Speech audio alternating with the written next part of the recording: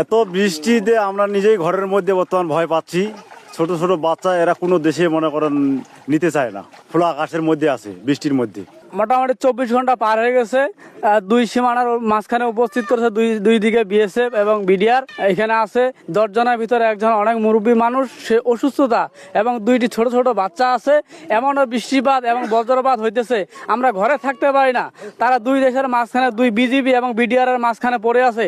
তাদের কি অবস্থা, এত কষ্ট, মানুষ কিভাবে এটা মেনে নেয়? আমরা আশা করি দুই দেশের একখানে তাদেরকে নিয়ে নিক এবং তাদের যে কষ্ট আল্লাহ এটা দূর করে দেব। শুভেন্দু অধিকারী ক্ষমতায় আসার পর থেকেই এই যে একটা নানান প্রকার বিভ্রান্তকর বক্তব্য দিচ্ছে বাংলাদেশ সম্পর্কে, এবং বাংলাদেশে ভারতে কোনো প্রকার মুসলিম রাখবে না, মুসলিমদের ভারতে বাংলাদেশ পুশিং করে দিবে, তার নমুনা আজকে দেখতেছি আমরা। এই অনেকগুলা লোক পুশিং করে দিছে কালকে। 24 ঘন্টা থেকে আপনার বোর্ডারে পড়ে আছে লোকগুলো, খাবার নাই, পচা পানি খাচ্ছে। এই জন্য